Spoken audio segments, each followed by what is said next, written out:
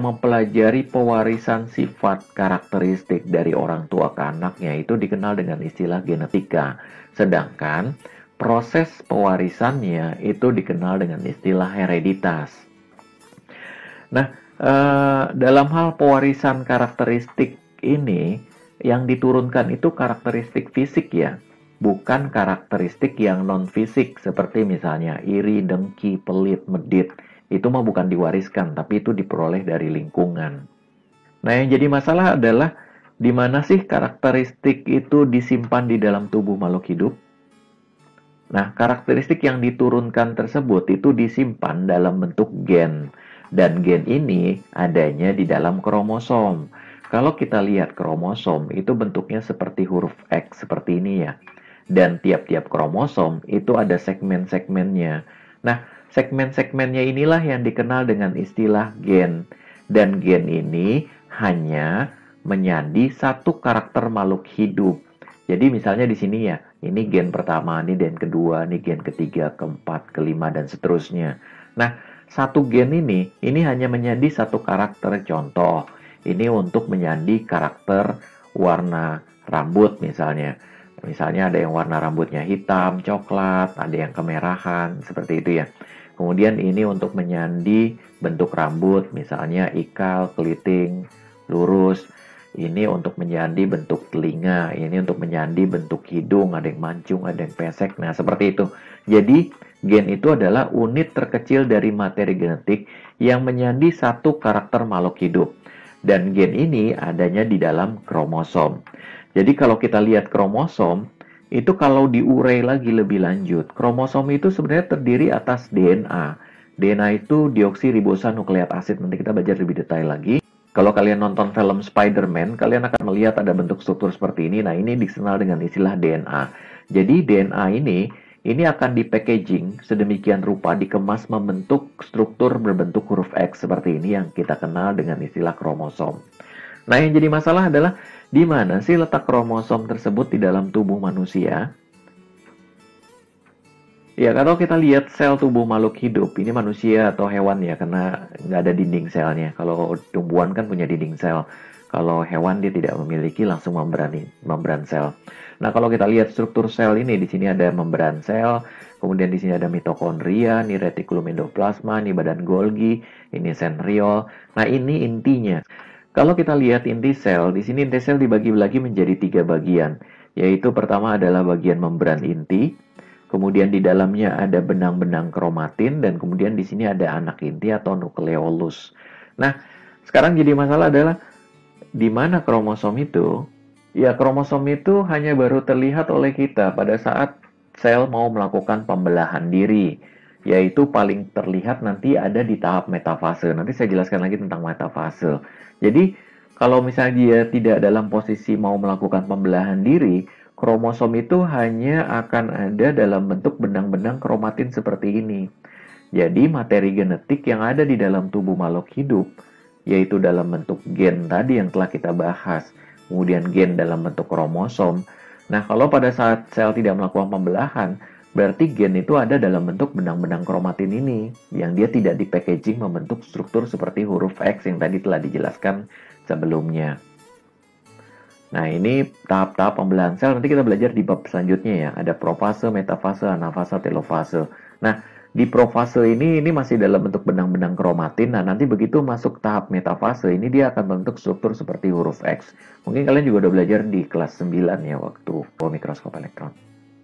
Ya, jadi kromosom itu terdiri atas benang-benang kromatin yang di-packaging sedemikian rupa membentuk struktur seperti huruf X atau yang dikenal dengan istilah kromosom. Benang-benang kromatin sendiri itu kalau kita lihat struktur dasarnya terdiri atas rantai DNA yang begitu panjang, yang kemudian nanti rantai DNA ini akan melilit ke protein histon yang warna kuning ini. Jadi dililit membentuk struktur yang dikenal dengan istilah nukleosom. Jadi ini nukleosom, ini nukleosom, ini nukleosom, dan banyak nukleosom. Nah, antara satu nukleosom dengan nukleosom yang lain, ini nanti akan dipadatkan dan kemudian dilipat membentuk lipatan yang dikenal dengan istilah selonoid. Jadi bentuknya sudah memadat dan lipatan selonoid inilah yang nanti membentuk seperti ini, atau dikenal dengan istilah kromatin. Iya, jadi kesimpulannya, kromosom itu terdiri atas rantai DNA yang kemudian berikatan dengan protein histon membentuk nukleosom. Nah, nukleosom kemudian dipadatkan membentuk selonoid. Nah, selonoid inilah yang dikenal dengan istilah benang-benang kromatin. Dan benang-benang kromatin itu adanya di inti sel. Nah, pada saat kemudian sel mau melakukan pembelahan diri, maka benang-benang kromatin akan dipackaging sedemikian rupa membentuk kromosom. Nah, kromosom ini ada segmen-segmennya dan ini dikenal dengan istilah gen. Satu segmen gen ini hanya menyandi satu karakter dari makhluk hidup. Contohnya adalah untuk karakter rambut, ini untuk karakter bentuk hidung, ini untuk bentuk telinga, kemudian ini untuk tinggi badan dan lain-lain. Nah, yang jadi masalah adalah bagaimana kalau misalnya selnya tidak dalam posisi sedang melakukan pembelahan diri. Di manakah gen-gen ini berada? Gen-gen ini tentunya adanya di benang-benang kromatin. Dan tadi kita udah ingat bahwa benang-benang kromatin kan terdiri atas DNA yang panjang. Satu segmen rantai DNA yang memuat satu informasi tentang satu karakter, maka ini disebut sebagai gen. Ini gen, ini gen, ini gen, gen gitu, panjang gitu ya. Nah, inilah nanti kemudian gen ini di packaging membentuk kromosom yang gen ini kemudian mengumpul jadi satu seperti ini ya. Ini gen pertama, ini kedua, ketiga, satu karakter. Seperti itu. Ya, saya analogikan lagi yang sederhana. Jadi gini, di tubuh manusia atau makhluk hidup itu ada buku resep cara bikin makhluk hidup tersebut. Kalau di manusia berarti ada buku resep cara bikin manusia. Nah, di dalam buku resep tersebut ada bab-babnya. Ada bab 1 misalnya contohnya cara bikin rambut, bab 2 cara bikin telinga, bab 3 cara bikin hidung, bab 4 cara bikin mata, dan seterusnya sampai semua bab tentang cara bikin makhluk hidup tersebut atau manusia tersebut komplit. Nah, di dalam tiap bab kalau kita buka, maka di tiap bab itu ada keterangan, misalnya cara bikin rambut, maka di sini ada keterangan bahan apa saja yang diperlukan dan lain-lain, bagaimana cara packagingnya dan lain-lain sampai kemudian terbentuklah rambut. Itu ada tulisan-tulisannya. Nah, buku resepnya, kumpulan tadi yang bikin tubuh makhluk hidup itu dikenal dengan istilah kromosom. Nah, sedangkan bab-babnya, bab cara bikin rambut, bab cara bikin mata, itu dikenal dengan istilah gen. Nah, sedangkan tulisan-tulisannya yang ada di dalam tiap bab itu dikenal dengan istilah DNA. Jadi seperti itu. Dan buku resep ini disimpan di dalam inti sel kalian. Next berikutnya adalah struktur kromosom. Kromosom itu berasal dari bahasa Yunani, kroma artinya warna dan soma itu artinya badan. Jadi kromosom adalah kumpulan benang-benang halus yang mudah menyerap zat warna dan berfungsi untuk menyimpan informasi genetik. Dan kalau kita lihat di sini, ini kan sel nih. Nah, ini sitoplasmanya, ini nih kromosomnya nih. Ini benang-benang halusnya yang kromatin pada saat melakukan pembelahan diri dalam bentuk kromosom. Dan dia mudah menyerap zat warna ya, karena bisa dibedain dari yang lain. Ini kayak yang ini kan nggak nyerap zat warna, makanya warnanya tetap bening atau putih. Sedangkan yang ini warna merah karena dikasih pewarna sehingga kelihatan. Aslinya kan tetap bening sama. Seperti itu. Ya, struktur kromosom terdiri atas dua lengan ya. Lengan P yang atas, sedangkan yang Q ini adalah lengan yang bawah. Ada beberapa buku yang menyatakan bahwa lengan P itu adalah lengan yang pendek, yang Q itu yang panjang. Walaupun saya agak kurang setuju karena tergantung letak sentromer ya nanti. Ada sentromernya yang benar-benar membagi lengan menjadi dua, sama gitu. Ini dengan ini ukurannya sama. Tapi ada juga yang kemudian lengannya sentromernya agak di sebelah sini sehingga yang ini lebih panjang dibandingkan yang atas. Tergantung letak sentromer sebenarnya. Tapi nggak apa-apa. Kalau kalian ditanyakan mana lengan yang pendek, pasti pakai yang P. Ingat aja pendek ya. Sedangkan Q itu lengan yang panjang. Ya, bagian-bagian kromosom yang pertama adalah yang harus kalian pahami adalah kromatid. Kromatid hati-hati ketukar dengan kromatin. Kalau kromatin itu benang-benang yang terdapat di dalam inti sel, sedangkan kromatid itu adalah satu lengan kromosom. Nah, satu lengannya itu diukurnya dari sini sampai bawah sini ya. Yang P dan Q, ini satu ini dikenal dengan istilah satu lengan kromosom atau kromatid. Nah, yang ini pasangannya, ini juga yang ini sebelahnya. Ini adalah pasangannya. Jadi dalam satu kromosom itu terdapat dua kromatid yang kemudian saling melekat satu dengan lainnya di satu titik. Nah, titik lekatnya ini dikenal dengan istilah sentromer. Dan dua lengan kromatid dengan dihubungkan dengan sentromer ini membentuk yang namanya kromosom. Sentromer ini adalah daerah pelekukan di pertengahan lengan ya, tergantung sentromer juga letaknya. Tadi saya jelaskan bahwa sentromer itu letaknya ada yang agak sedikit ke atas, ada yang pas di tengah seperti itu.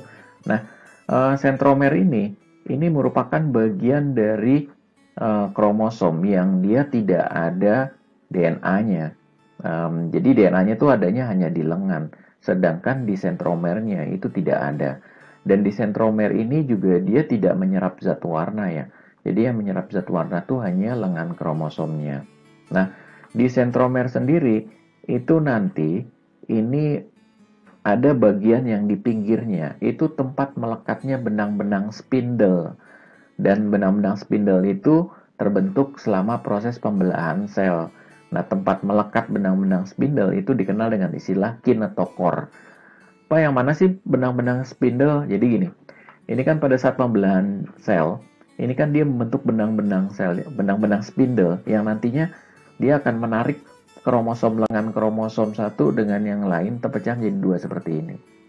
Nah, sehingga kemudian nanti terkumpul di sini, kemudian nanti terjadilah pembelahan. Nanti kita bahas lebih lanjut di bab berikutnya pembelahan, hanya mengenalkan sedikit aja ya. Nah, di sini, nah ini benang-benang spindle nih namanya. Nah, benang-benang spindle ini ngelekat pada kromosom ya. Nah, ini benang-benang spindle nih, kelihatan kan benang-benangnya pada saat pembelahan sel. Nah, ini dia. Kalau ini adalah sentromernya, ini yang disebut sebagai kinetokor. Dan di kinetokor inilah melekat benang-benang spindle. Jadi bukan di sentromer, tapi di pinggirnya, di tepinya, ada daerah yang namanya sentromer. Ada daerah yang namanya kinetokor. Nah, ini dia nih, tempat melekatnya benang-benang spindle. Nah, seperti ini ya. Jadi ini kinetokor, ini sentromer, ini kinetokor, ini benang spindle yang berperan dalam proses pembelahan sel. Next berikutnya adalah ada daerah yang namanya telomer, daerahnya di ujung kromosom, di ujung-ujungnya. Fungsinya untuk apa? Untuk menjaga stabilitas bagian ujung kromosom supaya DNA di daerah tersebut tidak terurai. Jadi gampangnya gini, maksudnya apa sih tidak terurai? Jadi DNA itu kan dirangkai ya, dirangkai sedemikian rupa. Nah, di ujungnya ini harus diikat gitu istilahnya. Diikat oleh telomer sehingga kemudian dia tidak terurai. Jadi kalau kalian bikin karet gelang, bikin panjang gitu, mau bikin tali lompat dari karet gelang, nah karet gelang itu kan di ujungnya pasti kalian ikat kan, supaya nanti kalau misalnya kalau nggak diikat kan dia akan terurai, kan terlepas lagi kan pilihan-pilihan dari karetnya. Nah, fungsi pengikatan itu adalah telomer. Jadi telomer itu untuk ngikat supaya DNA di daerah ujung tidak terurai dan tidak memicu kemudian terurainya DNA di bagian-bagian lainnya dari kromosom. Nah, ini telomer ya. Nah, ini telomer. Jadi kayak di-freeze-kan, dibekukan gitu untuk ngikatnya, sehingga kemudian DNA ini tidak terurai. Ya, ada penelitian yang sangat unik mengenai telomer ini, di mana sel-sel yang masih muda itu sel-selnya telomernya panjang. Sedangkan kalau ini adalah kromosom, ini sentromernya, ini lengannya juga. Maka kromonema itu yang ini nih. Ini struktur yang seperti ini. Ini namanya adalah kromonema. Nah, kromonema ini sebenarnya terdiri atas DNA ya. DNA, kemudian diantaranya ada matriks atau cairan dari kromosom di dalamnya. Nah, kalau ada beberapa buku yang melihatkannya gambarnya seperti ini. Ini sentromernya ya. Dia satu lengan nih dilihatinnya doang. Sebenarnya harusnya ada dua sebelah sini. Ini satu lagi gitu ya. Diambil hanya satu lengan.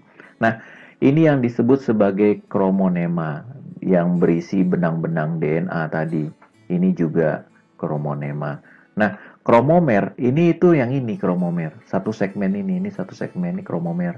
Ini kromomer. Nah, kromomer ini sebenarnya adalah di dalamnya ada lokusnya. Jadi gini.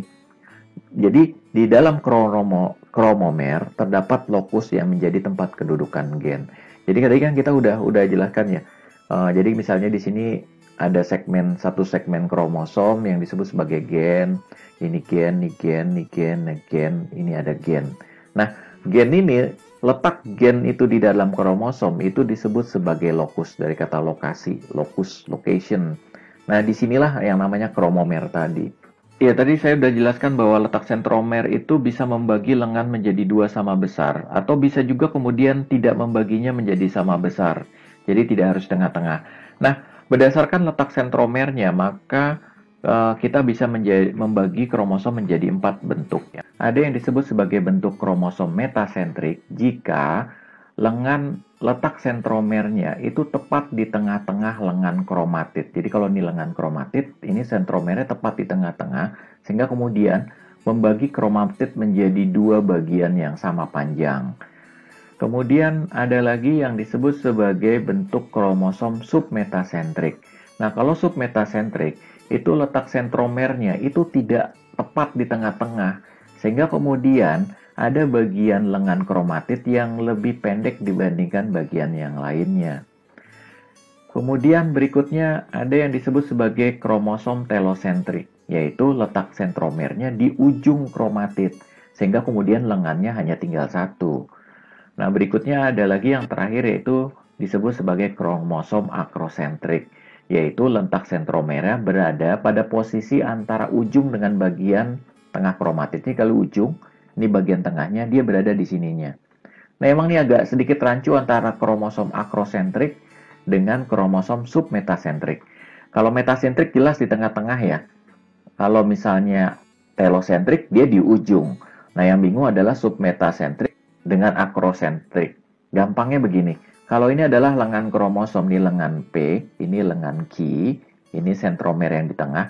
Nah, kalau sentromernya ada di tengah-tengah dan membagi lengan P dengan Q itu sama panjang, maka ini dikenal dengan istilah kromosom metasentrik. Tapi kalau misalnya dia ada di ujung sini, sehingga cuma ada satu lengan, yaitu lengan Q doang, ini disebut sebagai kromosom telosentrik. Nah, kalau kromosom submetasentrik, ini lengannya, ini sentromernya, ini lengan P, ini lengan Q.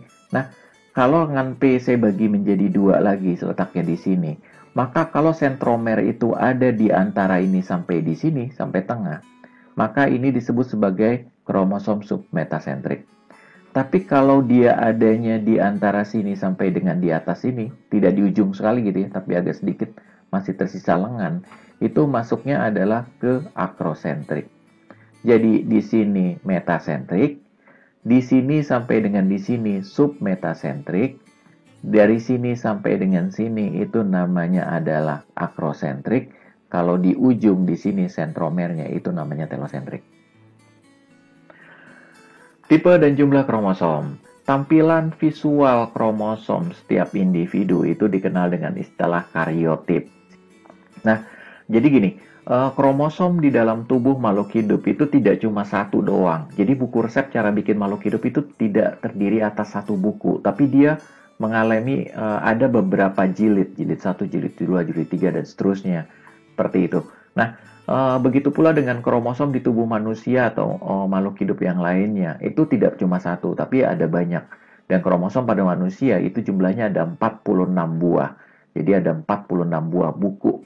Kalau tadi kita ibaratkan kromosom itu sebagai buku resep, maka dia ada 46 buah buku untuk bikin manusia.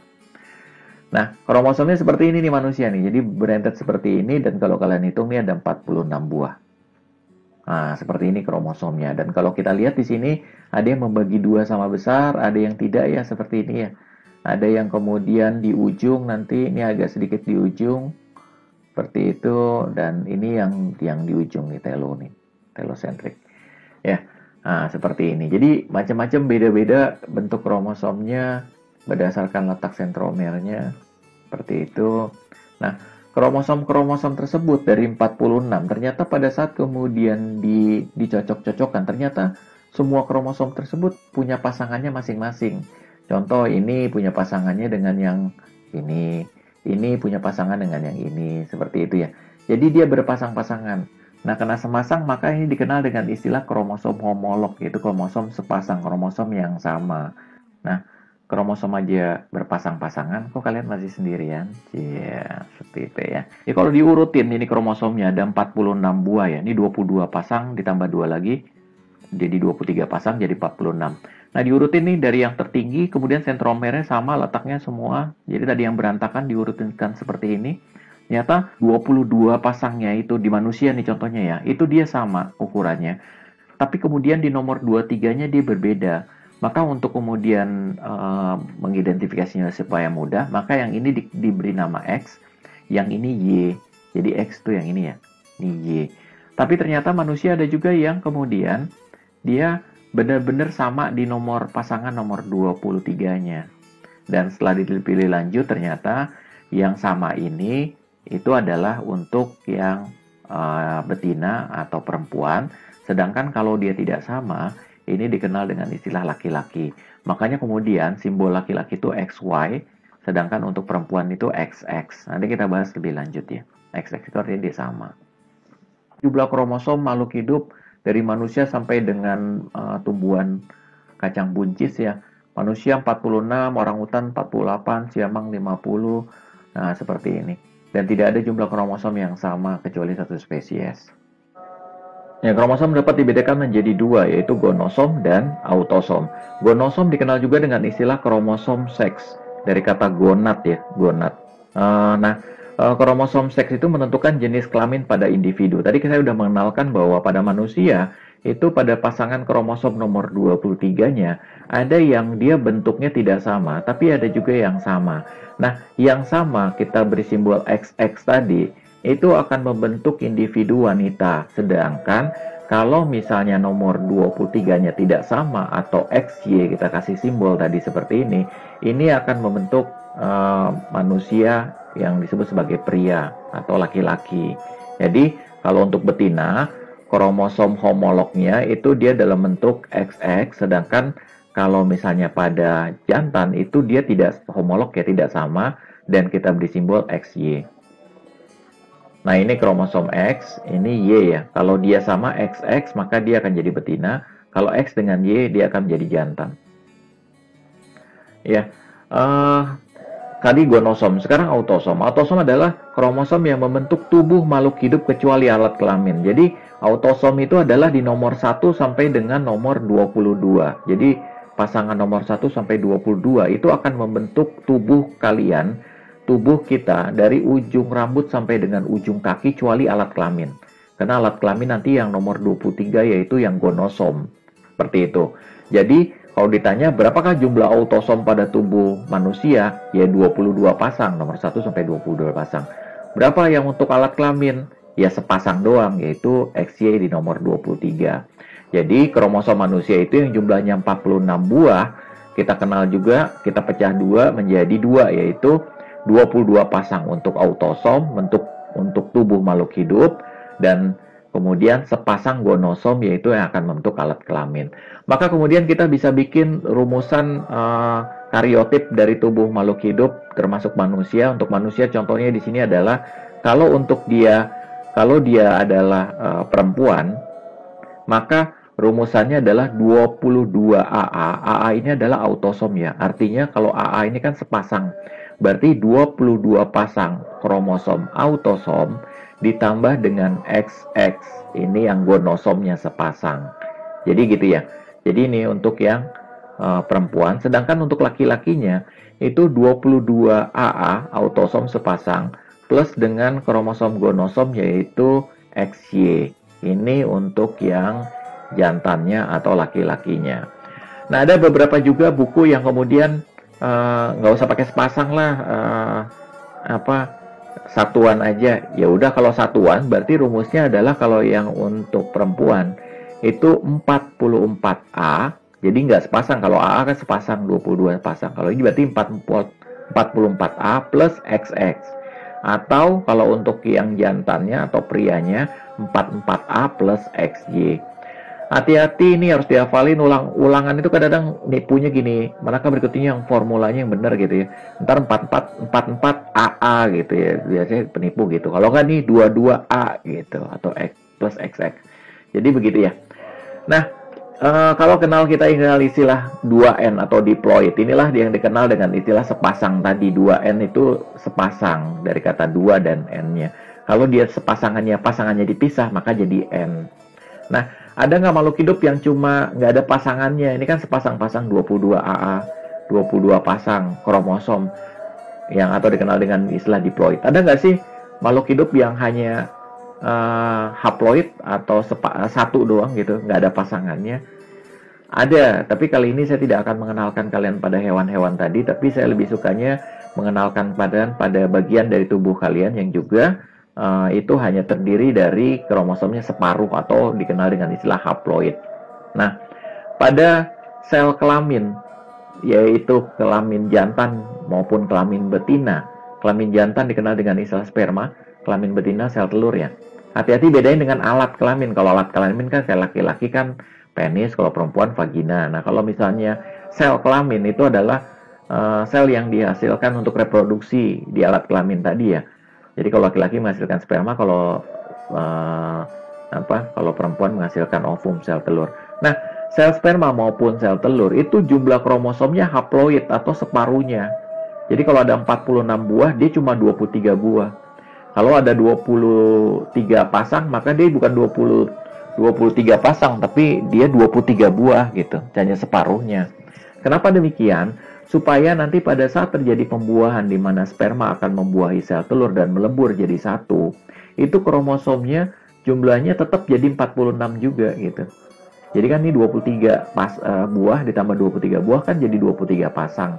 Nah, jadilah dia tadinya ni N ketemu jadi 2N lagi. Seperti itu konsep dari peleburan sel kelamin jantan dengan sel kelamin betina. Nah, karena sperma dengan sel telur itu tidak berpasangan, maka rumusan karyotipnya itu adalah untuk sel kelamin.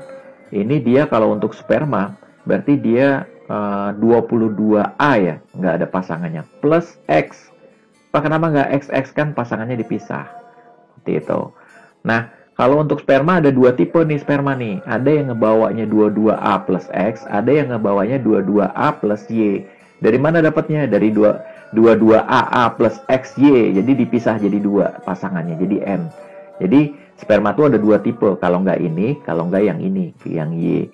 Nah, kalau sel telur, itu kan cuma, tadinya kan 22AA plus XX kan. Karena XX maka tipenya dia cuma satu nih sperma. Yaitu 22A plus X doang. Itu. Nah, nanti Pak gimana untuk jadi laki-laki atau perempuan? Tergantung spermanya. Jadi menentukan laki-laki atau perempuan itu spermanya. Kalau spermanya yang masuk adalah yang bertemu dengan sel telur adalah yang 22A plus X, maka begitu dengan bertemu dengan sel telur yang 22A plus X juga, maka kalau digabungkan jadinya 22AA plus XX kan. Maka jadinya adalah yang betina atau perempuan. Tapi kalau yang ngebuahi sel telur 22A plus X ini adalah yang sperma tipe 22A plus Y, maka begitu dia gabung, maka jadi 22AA plus XY. Jadilah anak laki-laki. Seperti itu konsep anak laki-laki dengan anak perempuan. Ya, jadi sel somatik makhluk hidup selalu dalam kondisi berpasangan, sedangkan kalau sel kelamin dia tidak berpasangan. Dia akan berpasangan pada saat terjadi pembuahan. Ya, ini latihan soal ya. Berikut gambar kromosom bahwa ini adalah anatomi kromosom. Bagian kromosom berlabel nomor 1 dan 4. Nomor 1, 4. Nomor 1 apa nomor 1? Sentromer ya, jelas khas ya. Sentromer. Nomor 4, Pak, telosentrik kok nggak ada. Kalau nggak ada telosentrik berarti dia menunjuk ke bagian yang di antara ini ya. Ini dikenal dengan istilah matriks. Jadi jawabannya yang D. Nomor berikutnya, perhatikan gambar berikut. Berdasarkan letak sentromernya, bentuk kromosom submetasentrik. Nah, submetasentrik tidak membagi menjadi dua ya. Kalau ini bagi dua nih ditandain. Berarti yang jawabannya yang C. Kayak gitu. Next, bagian dari kromosom yang di dalamnya tidak terdapat gen dan tidak menyerap warna. Nah, ini adalah sentromer. Jawabannya E. Soal berikutnya, perhatikan gambar kromosom lalat Drosophila berikut. Nah, lalat Drosophila kan ada 8 buah kromosom ya, atau 4 pasang. Yang merupakan kromosom penentu jenis kelamin adalah nomor. Nah, jangan lupa untuk jenis kelamin, sama seperti manusia, dia ada di nomor terakhir. Maka dalam hal ini berarti untuk menentukan jenis kelamin itu ada di dua nomor terakhir, yaitu nomor 7 dan 8. Jawabannya yang E. Ya, selanjutnya kita bahas tentang gen. Istilah gen pertama kali munculkan oleh Johansen. Gen itu adalah unit terkecil dari materi genetik yang menyandi satu karakter makhluk hidup. Tadi kita udah belajar. Nah, letak gen di mana sih letak gen? Di kromosom. Nah, letak suatu gen di dalam kromosom itu disebut sebagai lokus. Jadi, lokus itu location, letak. Nah, jadi letak gen di dalam kromosom itu disebut sebagai lokus. Nah, lokus ini itu diibaratkan sebagai manik-manik yang berjejer lurus pada seuntai benang. Jadi kalau ini misalnya ini adalah kromosom, ini adalah sentromernya, maka ini seperti manik-manik yang hitam-hitam ini ya. Nah, yang ini nih, ini, itulah dikenal dengan lokus. Jadi ini lokus, lokus 1, lokus 2, 3, 4, terus terusnya gitu ya, ada lokus-lokusnya. Nah, oleh karena lokus itu berada di tiap kromosom, dan kita ingat bahwa kromosom itu kan ada kromosom yang homolognya ya, yang pasangannya. Nah, dengan ukuran yang sama, bentuk yang sama, kemudian sentromer posisinya sama, maka kalau misalnya di sini ada lokus, maka di sini juga ada lokus. Dan karena dia homolog, maka lokus yang ini dengan yang ini itu menyandi gen yang sama. Contohnya misalnya gen untuk menyandi warna pada mata. Maka kalau di kromosom ini untuk warna mata, maka di sebelahnya yang homolognya itu juga warna mata. Kalau ini untuk tipe golongan darah, maka yang sebelah sini juga untuk tipe golongan darah. Jadi satu karakter itu disandi oleh dua lokus. Maka kemudian jangan heran kalau kita dulu waktu belajar zaman SMP, itu kita ingat bahwa misalnya ada penyilangan hukum Mendel, misalnya buah manis disilangkan dengan yang asam. Yang manis dominan, kemudian kita tulis M besar, M besar. Kenapa M besar, M besar disimbolkannya satu karakter manis? Karena dia homolog berpasangan. Jadi kalau ini M besar, yang ini M besarnya gitu. Kalau M kecil berarti ini M kecil, M kecil. Kalau misalnya M besar, M kecil yang hetero, masih ingat ya dulu SMP gitu ya?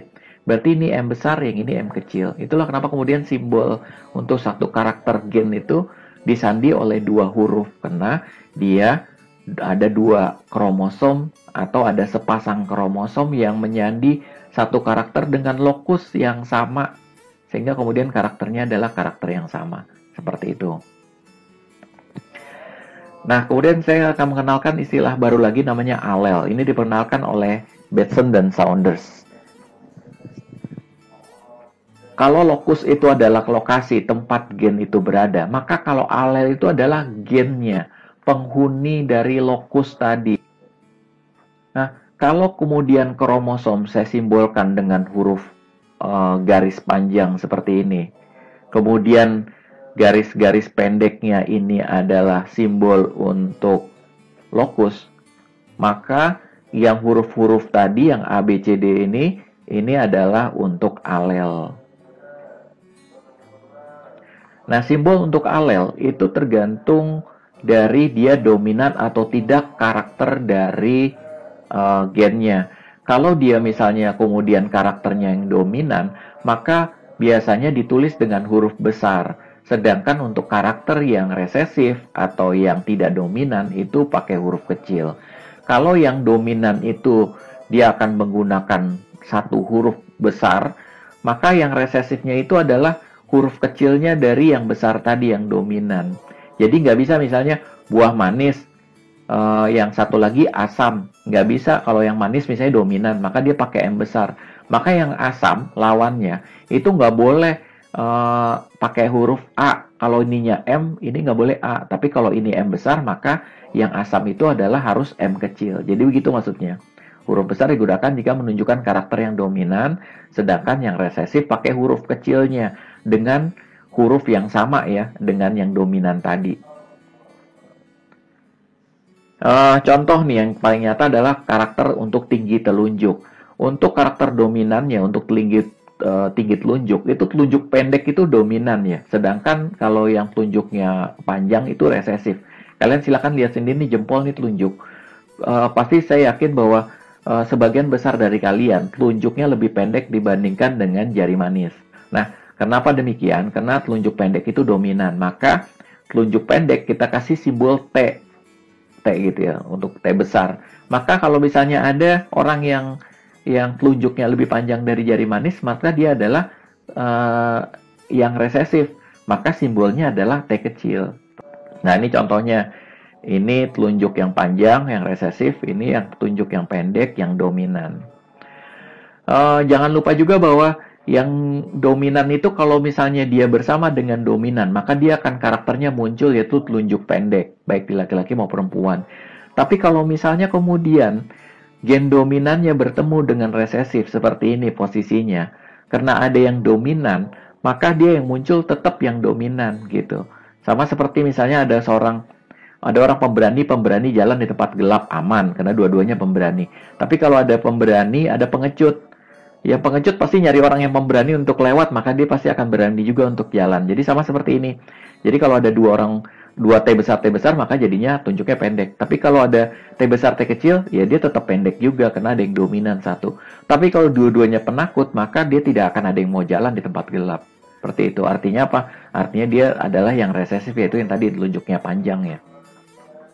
Jadi dalam hal ini, ada alel yang homozigot dalam bentuk A besar, B besar yang homozigot dominan. Bisa juga dia dalam bentuk yang heterozigot A besar A kecil, B besar B kecil, seperti itu ya. Atau bisa juga dia homozigot yang resesif, tapi dia hurufnya kecil-kecil, A kecil, B kecil, seperti itu. Ya, ini dia. Jadi ada homozigot yang dominan, ada homozigot yang resesif, ada juga yang heterozigot kalau dia adalah variasi keduanya. Ya, setelah kita tahu homozigot dominan, homozigot resesif, kemudian ada heterozigot, maka kemudian saatnya kita belajar tentang letak dan simbol alel. Tadi kita sudah sedikit membahas tentang penyilangan di mana manis disilangkan dengan yang asam, di mana manis dikasih simbol M besar, dan M kecil untuk yang asam. Maka kemudian pada saat disilangkan, anaknya akan menghasilkan M besar, M kecil, di mana dia karena ada satu dominan, maka dia jadi buahnya tetap manis sesuai dengan yang dominan tadi. Nah, sifat yang tampak oleh panca indera seperti misalnya manis, asam, seperti ini kan sesuatu yang bisa kita rasakan dengan panca indera. Ini dikenal dengan istilah fenotip, yaitu sifat atau karakter yang tampak, yang kelihatan. Nah, sedangkan penyusun gennya yang dimana M besar, M kecil, M besar, M kecil, ini dikenal dengan istilah genotip, yaitu penyusun genotip dari fenotip yang tampak tadi.